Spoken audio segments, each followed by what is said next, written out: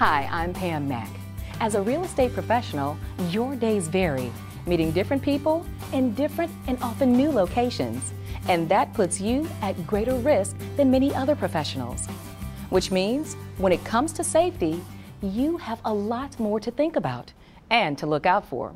Staying safe as well as successful requires common sense and real strategies to help you minimize risk. So, for the next few minutes, I'll provide some practical tips that, coupled with your own good instincts, will help keep you, your family, and your clients safe every day.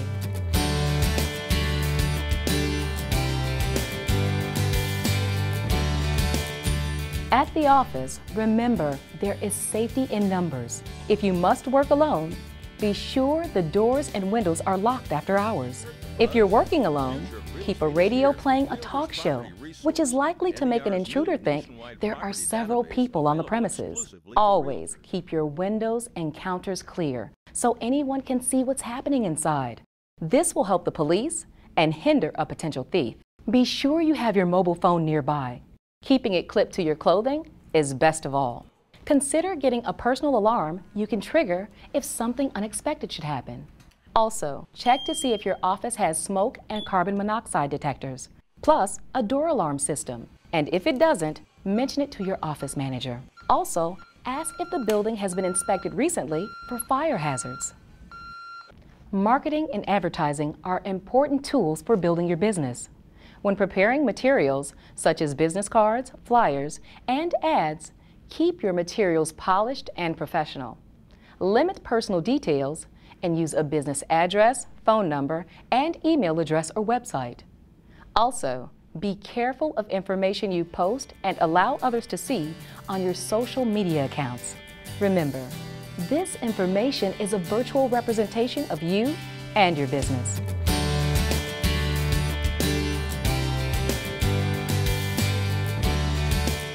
Many agents spend a lot of time showing properties, often to people they don't know very well. So before even going to a property, it's a good idea to introduce new clients to your associates. Hi, nice to meet you. That way, it sends a clear message that someone else knows who you're with. It's also best to ask new clients to take their own car to the property you're showing, just to be sure. To keep it from being awkward, just say you're going on to another appointment and you don't want to delay them. Make sure your car is in good working condition and has plenty of gas. You don't want to find yourself stranded in the middle of traffic. Always lock your car doors, buckle up, and put that cell phone away so you can concentrate on your driving. If you must make a call, find a safe place to pull over, but don't linger in your car talking on the phone or going over paperwork. You'll make an inviting target for a carjacker. It's important to be aware of your surroundings. When you arrive at your location, follow the 10-second rule. Take 2 seconds when you arrive at your destination.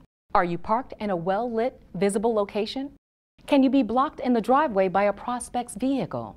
Take 2 seconds after you step out of your car. Are there any suspicious people around? Do you know exactly where you're going?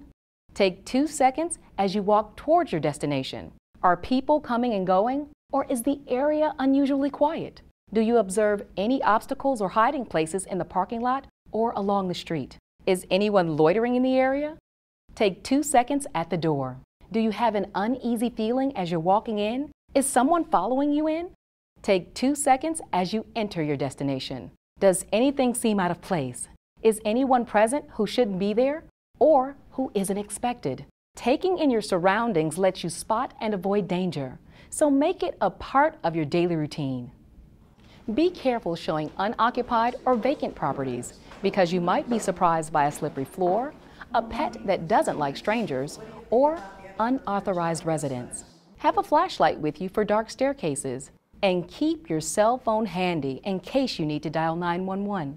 When showing a home, take some time to preview the property and neighborhood.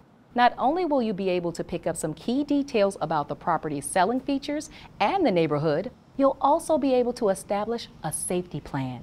When entering and touring the property, it's best to let the client precede you. Give them directions and be sure you know how to make a quick exit should you be threatened. When preparing for an open house, visit the local police and fire stations. Leave your card and let them know where you'll be and during what hours.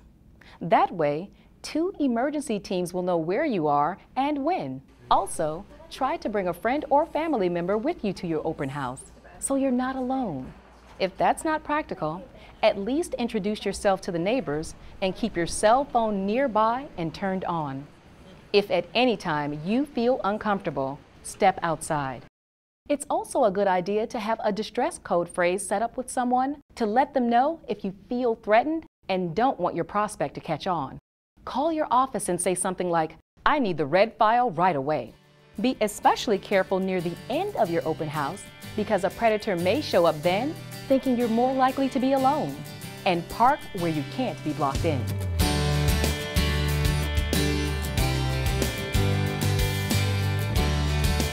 Be sure your home is equipped with smoke and carbon monoxide detectors and full 1-inch deadbolt locks on all entry doors. Glass doors should have a double-cylinder lock that requires a key from both sides. If you have sliding glass doors, put a wooden rod in the track so it can't be opened from the outside. And consider replacing the glass with shatterproof material.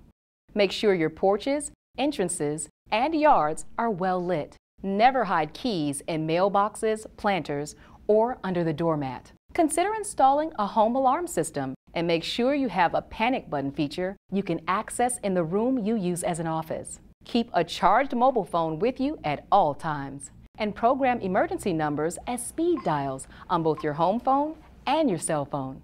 Identity theft has become a growing problem for everyone, so take steps to protect all financial information, yours and your clients. Be sure your computer is password protected and has firewall and antivirus protection. Download software only from reliable sources and use passwords with at least 8 characters, including both letters and numbers. And be sure to back up your important files on an external hard drive. If your state allows, have fraud monitoring placed on your credit report. Any of the major reporting companies can do this, which lets companies know they must contact you before opening any new accounts in your name. Buy a shredder to destroy documents, especially anything with credit card numbers, account numbers, PIN numbers, and other financial information. Stop pre-approved credit offers by calling 888-5-OPT-OUT. Be on guard against phishers, people who say they're from a bank, store, or government office, and ask you to verify your account number or passwords. Enter personal information only on web pages that have HTTPS in the address bar and a closed padlock symbol at the bottom of the browser window. And remember that credit cards offer more protection than debit cards. By following these strategies and your instincts, you can protect yourself, your family, and your clients, and ensure that your career will be both safe and successful. This is just an overview of some common situations you may face in your daily routine. For more safety tips, free webinars, articles, and more, visit www.realtor.org/safety. Thanks for watching, and remember, be safe and successful.